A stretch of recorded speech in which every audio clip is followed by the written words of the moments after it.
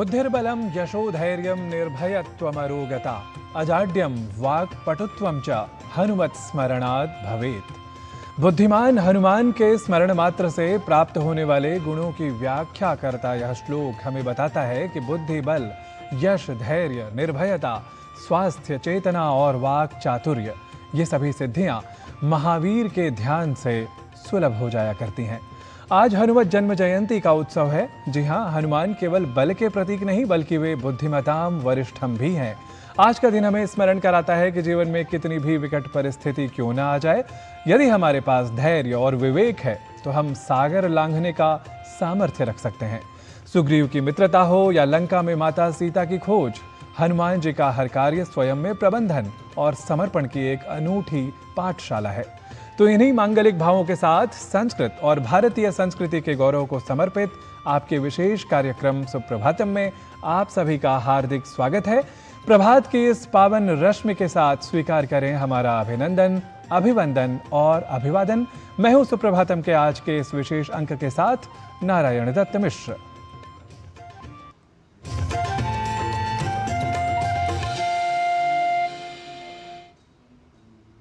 समय है प्रभात का और केसरी नंदन के तेज से आलोकित सुप्रभातम में हम सदैव की भांति लेकर आए हैं ज्ञान, विज्ञान, योग और परंपराओं का अद्भुत संगम। तो आइए कार्यक्रम की मंगलमय शुरुआत करते हैं आज के पंचांग के साथ। आज का पंचांग योगाब्द 5128, विक्रम संवत 2083, शक संवत 1948, उत्तरायण, चैत्र मास, शुक्ल पक्ष, पूर्णिमा तिथि, बृहस्पतिवार, हस्त नक्षत्र। आज का दिन सभी के लिए मंगलमय हो। आज के पंचांग की प्रस्तुति के बाद अब समय है उस ज्ञान की प्राप्ति का जो हमारे आचरण को सुसंस्कृत बनाता है। कहा गया है, पवन तनय बल पवन समाना, बुद्धि विवेक विज्ञान निधाना। अर्थात हनुमान जी बल में वायु के समान है तथा बुद्धि, विवेक व विज्ञान के भंडार हैं। बल के साथ बुद्धि का यह मेल ही सफल जीवन की कुंजी है। इसी दिव्य प्रेरणा को उनके स्वरूप के साथ आत्मसात करने के लिए प्रस्तुत है आज का सुभाषित विशेष, जिसे आप जानेंगे संस्कृत के साथ हिंदी और अंग्रेजी भाषाओं में भी।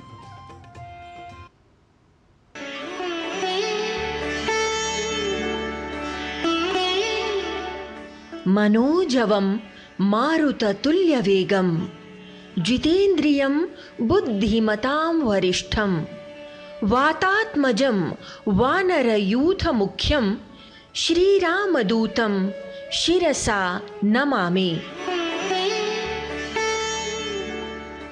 मैं श्रीराम के दूत हनुमान जी की शरण में शीश झुकाता हूँ। वे मन के समान तीव्रगामी और वायु के समान वेगवान हैं। वे जितेंद्रिय, बुद्धिमानों में अग्रगण्य, पवन पुत्र और वानर सेना के नायक हैं।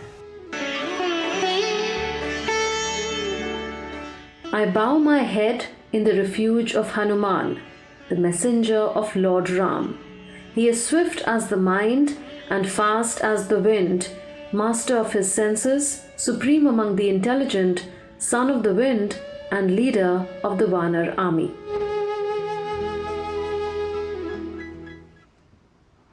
और अब समय है भारतीय ज्ञान परंपरा से जुड़ी प्रस्तुति का। हम जानते हैं कि भारतीय ज्ञान परंपरा अत्यंत समृद्ध है, जहां नृत्य कला को भी विशेष स्थान प्राप्त है। नटराज या शिव को नृत्य का सर्जक माना जाता है। नृत्य केवल मनोरंजन नहीं बल्कि आध्यात्मिक और सांस्कृतिक अभिव्यक्ति का माध्यम भी है। इन्हीं नृत्यों में एक उत्तर भारत की प्रमुख शास्त्रीय नृत्य शैली कथक है, जिसका संबंध कथा से है। प्राचीन समय से रामायण और महाभारत की कथाएं नृत्य के माध्यम से प्रस्तुत की जाती रही हैं। संगीत नाटक अकादमी, आकाशवाणी और दूरदर्शन ने भी इसके संरक्षण और प्रसारण में महत्वपूर्ण योगदान दिया है। आज कथक भारत की ही नहीं बल्कि वैश्विक स्तर पर भी प्रतिष्ठित शास्त्रीय नृत्य के रूप में पहचाना जाता है। आइए शास्त्रीय नृत्य शैली कथक के विषय में विस्तार से जानते हैं।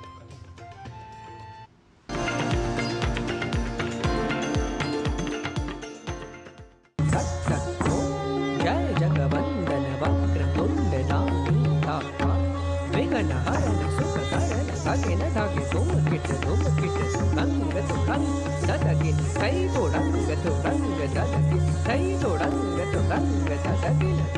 भारतीय ज्ञान परंपरा ज्ञान का एक विशाल सागर है, जिसमें साहित्य, संगीत, नाट्य और नृत्य कला का अनमोल योगदान है। इसी सागर के एक महत्वपूर्ण आयाम के रूप में नृत्य कला का विशेष स्थान है। भारत में नृत्य की उत्पत्ति दैविक मानी गई है। प्राचीन ग्रंथों के अनुसार नटराज यानी शिव 108 प्रकार के नृत्यों के सर्जक माने जाते हैं। नृत्य की इस दैविक उत्पत्ति का उल्लेख पुराण और नाट्य शास्त्र में मिलता है, जो दर्शाता है कि नृत्य मात्र मनोरंजन का साधन नहीं, बल्कि आध्यात्मिक चेतना और सांस्कृतिक मूल्य का वाहक भी था।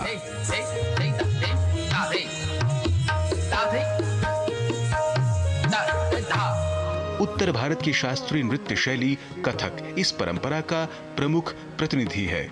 कथक शब्द की उत्पत्ति कथा से हुई है, क्योंकि प्राचीन समय में रामायण, महाभारत और अन्य धार्मिक कथाएं नृत्य और संगीत के माध्यम से प्रस्तुत की जाती थीं। इस परंपरा में कथा कहने वाले कलाकारों, जिन्हें नट, नर्तक या कुशलव कहा जाता था, ने कथाओं को नृत्य और अभिनय के माध्यम से जन जन तक पहुंचाया। नमामि भक्त वत्सलं कृपालुशील कोमलं भजामि ते पदाम्बुजं अकामिनां स्वधामदम्। ब्रह्म पुराण, महाभारत और नाट्य शास्त्र में कथा आधारित नृत्य करने वालों के लिए कथक शब्द का उल्लेख मिलता है। साथ ही संगीत दर्पण, संगीत मकरंद जैसे ग्रंथों में कथक के तकनीकी और शास्त्रीय ज्ञान का विस्तृत विवरण है। कहा जाता है, कथा कहें सो कथक कहावे। इस नृत्य परंपरा के ये प्रमुख घराने हैं: लखनऊ घराना, जयपुर घराना, बनारस घराना और रायगढ़ घराना।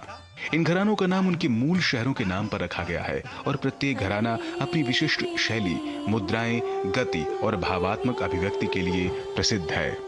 कथक के नृत्य अंग में गत, भाव, वंदना, कवित्व, अभिनय, ताल और राग आधारित जटिल मुद्राएं शामिल हैं।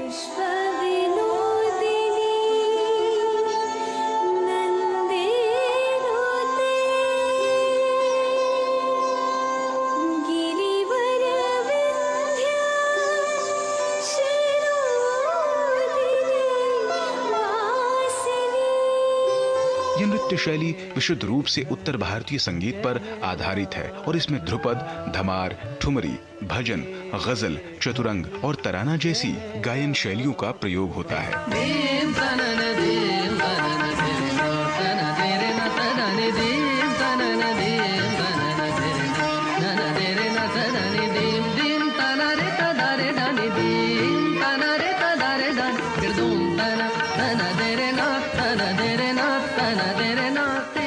कथक में राग, ताल, स्वर लिपि और वाद्य यंत्रों का संयोजन इसे उत्तर और मध्य भारत की प्रमुख शास्त्रीय नृत्य शैली बनाता है।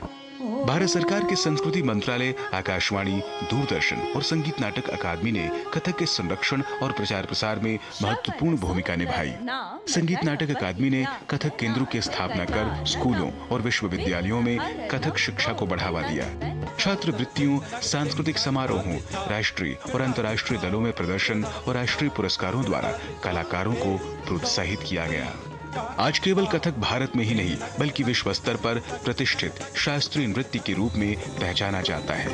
यह न केवल भारत की सांस्कृतिक और धार्मिक विरासत का जीवंत प्रतीक है, बल्कि आधुनिक दौर में भी अपनी मौलिकता और तकनीकी गहनता बनाए हुए है। कथक शिक्षण प्रशिक्षण अब एक उच्च सामाजिक सम्मान का प्रतीक बन चुका है और इसने भारतीय संस्कृति की अंतर्राष्ट्रीय पहचान में महत्वपूर्ण योगदान दिया है। राजमंगल पांडे के साथ जैनेन्द्र सिंह की रिपोर्ट, डीडी न्यूज।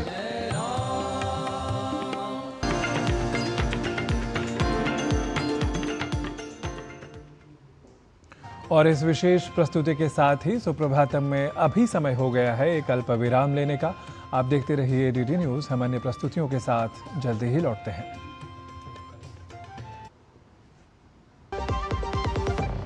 महाशय धर्मपाल जी के 130वें जन्मदिन पर MDH मसालों पर पाइए 10% एक्स्ट्रा। अब स्वाद के साथ बचत भी। अब पाइए बचत ही बचत। सस्वागतम, सुप्रभातम पुनरपि। हनुमान जी को अजर, अमर तथा चिरंजीवी माना गया है। यह अजरता उनके योग बल और संयमित जीवन का प्रतिफल है। आज के इस आपाधापी भरे युग में यदि हम उनके वज्र के समान सुदृढ़ शरीर और शांत मन की शक्ति और स्फूर्ति को पाना चाहते हैं तो एतदर्थ योग, आहार और औषधि की ओर विशेष अवधान देना ही होगा। तो इसी विशेष अवधान के क्रम में हम बढ़ते हैं अपने विशेष प्रभाग योग 360 की ओर और योग व स्वास्थ्य से जुड़ी विस्तृत जानकारी के लिए जुड़ते हैं हमारी सहयोगिनी किरण भारद्वाज के साथ।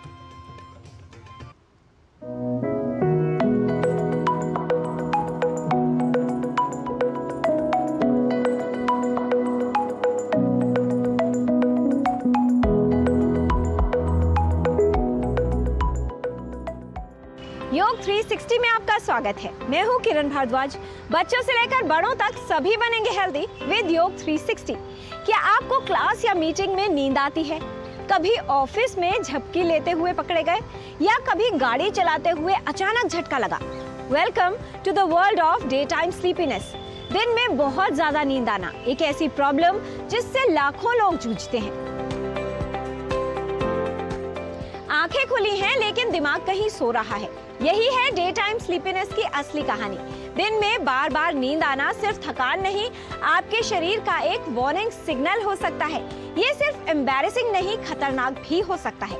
अगर आप भी हैं इससे परेशान तो चलिए आपको बताते हैं इसका समाधान। हाइपरसोम्निया यानी डे टाइम स्लीपीनेस एक नींद संबंधी विकार है जिसमें व्यक्ति को दिन में अत्यधिक नींद आती है। ये किसी भी व्यक्ति के दैनिक जीवन और समग्र स्वास्थ्य को महत्वपूर्ण रूप से प्रभावित कर सकता है। इससे व्यक्ति को जागते रहने में मुश्किल होती है, सतर्क रहना कठिन हो जाता है। इससे प्रभावित होने पर व्यक्ति की रोजमर्रा की जिंदगी पर असर पड़ता है। ये स्थिति केवल थकावट महसूस करने का एक साधारण मामला नहीं है, बल्कि कई स्वास्थ्य समस्याओं का लक्षण हो सकती है। यदि आपको भी दिन में अत्यधिक नींद आती है और काम करना मुश्किल हो रहा है, तो कुछ सरल प्राकृतिक उपाय आपकी इस समस्या को दूर करने में उपयोगी हो सकते हैं। नींद अगर आपको दिन में करती है तंग तो समझ लीजिए कि आपकी रूटीन हो गई है भंग। ये आसन आपको रखेंगे एक्टिव, नींद नहीं आएगी दिन में आपके संग। सबसे पहला अभ्यास यहाँ पे हम करेंगे कपालभाति का। कपालभाति के लिए आप किसी भी सुखात्मक आसन में बैठ सकते हैं। दोनों हाथों को ज्ञान मुद्रा में रखेंगे, कमर व गर्दन सीधी करेंगे, आंखों को बंद करेंगे, लंबा गहरा श्वास भरते हुए यहीं से आप एक्टिव एक्सलेशन यानी कि श्वास को झटके से बाहर छोड़ने का अभ्यास करेंगे। देखेंगे किस प्रकार इस अभ्यास को करेंगे।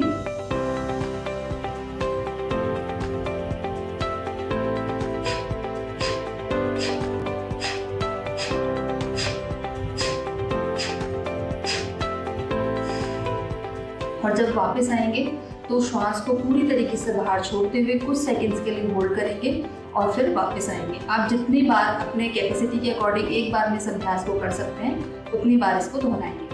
अगला अभ्यास हम यहाँ पे करेंगे शोल्डर रोटेशन का।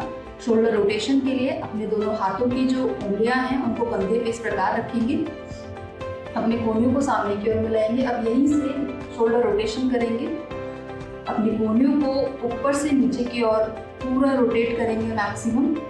यह अभ्यास आप खड़े होकर भी कर सकते हैं और यह अभ्यास आप बैठकर भी अपने स्थान पर कर सकते हैं। यहीं से अपनी कोहनियों को एक बार फिर से सामने की ओर मिलाएंगे। अब नीचे से ऊपर की ओर अपने शोल्डर्स को रोटेट करेंगे।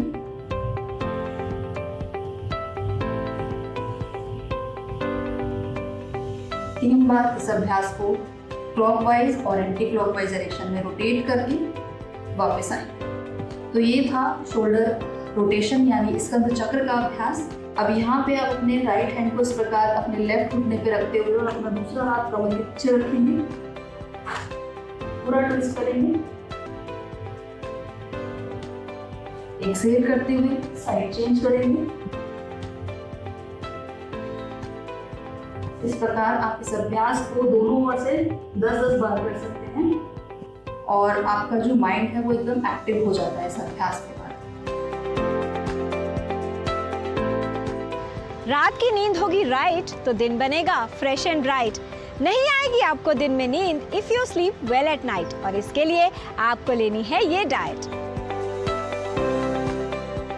आधा कप मूंग चने का आप स्प्राउट करके रखें और उसमें थोड़ा सा आधा कप टमाटर और थोड़े से प्याज और स्वाद अनुसार आप इसको इस्तेमाल कर सकते हैं। तो स्प्राउट को आप स्टीम करें खाने से पहले और उसमें आप काला नमक, ब्लैक सॉल्ट और थोड़ा सा लेमन, पिंच ऑफ लेमन अगर आप यूज़ करते हैं तो ये रेसिपी आपके लिए बहुत लाभदायक है और ये आपको फुलफिलिंग रखेगा थ्रू आउट द डे। आपको हंगर का फील नहीं होगा और डे टाइम स्लीपीनेस भी कम होगा। आधा कप ओट्स लेना है, उसमें आपको आलमंड, पम्पकिन सीड्स और उसमें आपको हनी और जैगरी अगर आप यूज़ करना चाहें, गुड़ और हनी आप यूज़ कर सकते हैं और उसको थोड़ा सा दूध के अंदर पका के अगर आप खाते हैं तो ये भी काफ़ी अच्छा फुलफिलिंग होता है, प्रोटीनिशियस होता है और आपको स्लीप जो इश्यूज़ है कि मुझे नींद आ रही है वो कभी नहीं आएगी।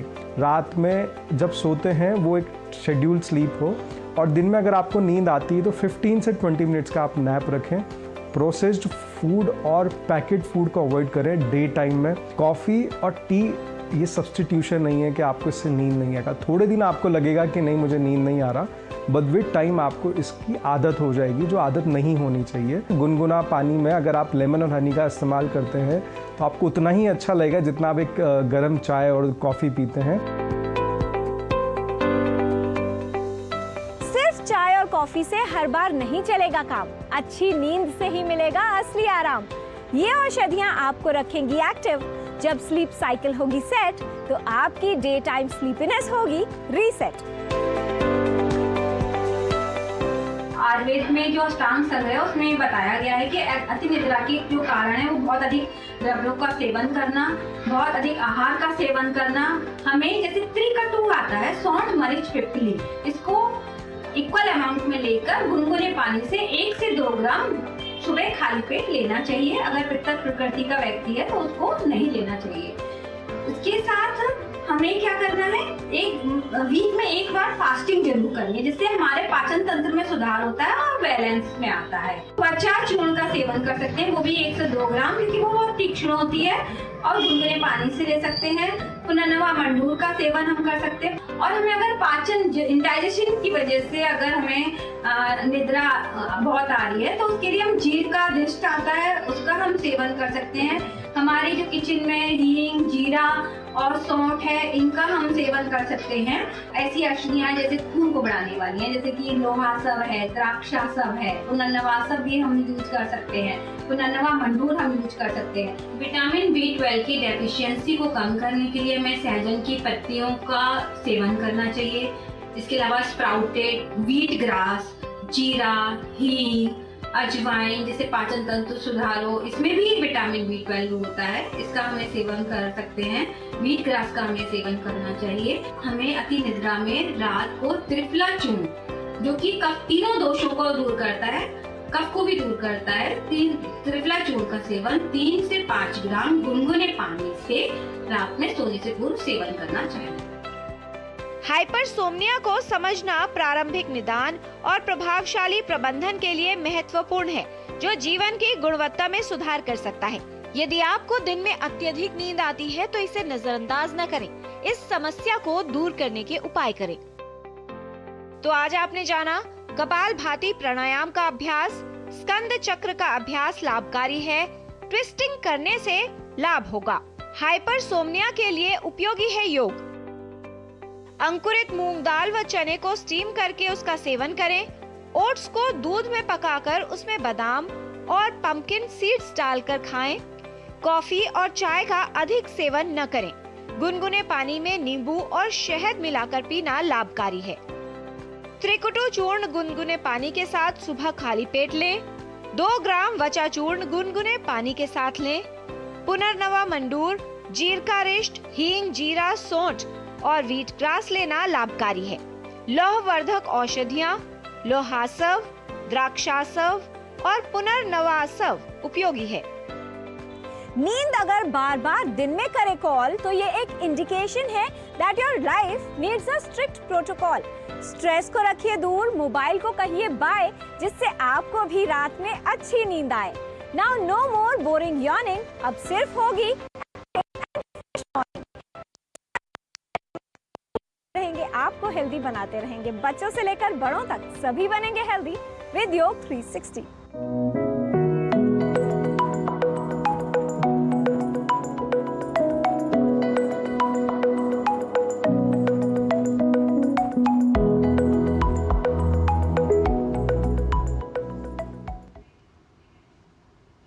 और सुप्रभातम में अभी समय हो गया है एक और अल्प विराम का। आप देखते रहिए डीडी न्यूज, हम जल्दी ही लौटते हैं।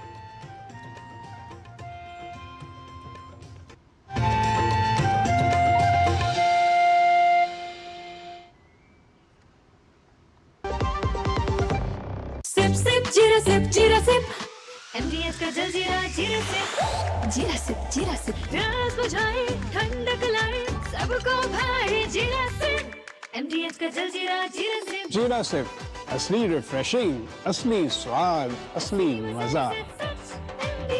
MDH।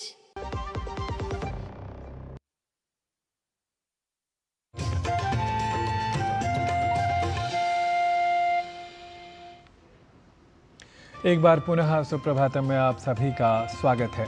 और अब क्रम है संस्कृत पाठशाला का, जहां आप संस्कृत संभाषण इन दिनों सीखते रहे हैं, जहां संस्कृत के कुछ वाक्यों का आप आज करेंगे पुनरअभ्यास। लाभान्वित होने के लिए आप भी वाक्यों का उच्चारण अवश्य ही साथ साथ किया करें, यह हमारी विनम्र प्रार्थना है।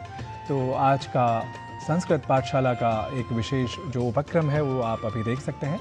इसके लिए जुड़िए हमारे सहयोगी डॉक्टर गवीश द्विवेदी के साथ।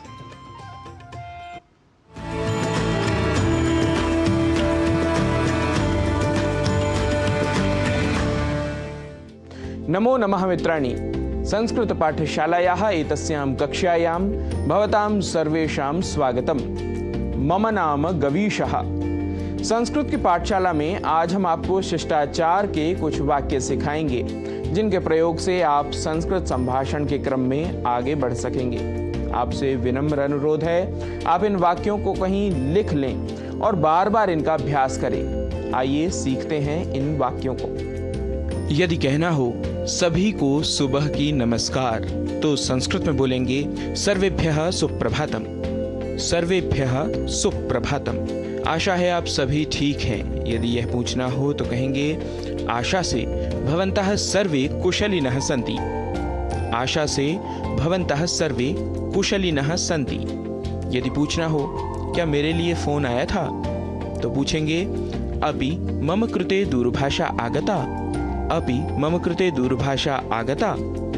वाक्य यदि कहना हो हाँ आपके लिए फोन आया था, तो संस्कृत में वाक्य बनेगा आम भवतः कृते दूरभाषा आगता आसीत्। आम भवतः कृते दूरभाषा आगता आसीत्। यह सज्जन कौन है, यदि यह पूछना हो तो संस्कृत में बोलेंगे कः अस्ति एषः सज्जनः। कः अस्ति एषः सज्जनः। यह हमारे कार्यालय में नए हैं।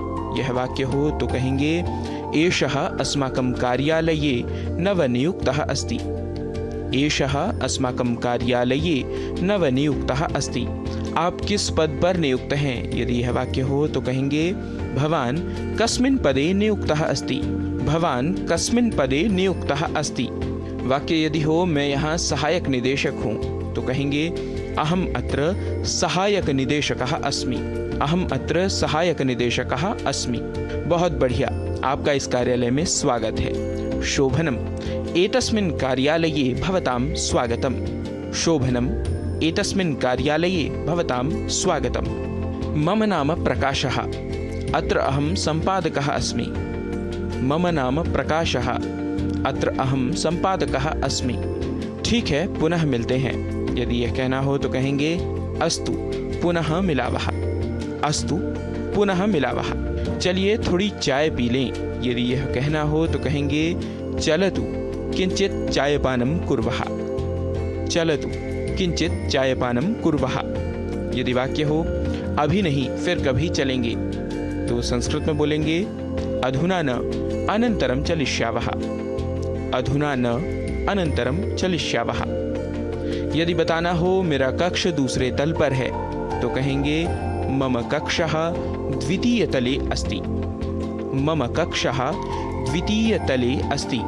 जब समय हो बुला लेना। यदि यह वाक्य हो तो संस्कृत में बोलेंगे यदा समयः भवेत् तदा आह्वयतु। यदा समयः भवेत् तदा आह्वयतु।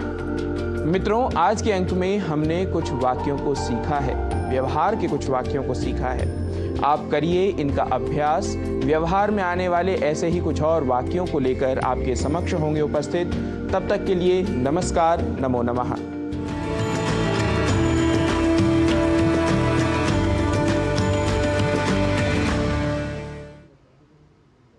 संस्कृत पाठशाला से ज्ञान प्राप्ति के पश्चात अब समय है सुप्रभातम के आज के अंक को विराम देने का। पर समापन से पूर्व आज का प्रेरक विचार, विश्वास वह संजीवनी है जो मृत हौसलों में भी जान फूंक दिया करती है। तो हनुमान की भांति हम सभी अपने लक्ष्य पर अडिग रहें, इसी प्रार्थना के साथ आज का यह अंक यही होता है संपन्न। कल पुनः भेंट होगी, तब तक के लिए नमः सर्वेभ्यः हनुमत प्रियभ्यः।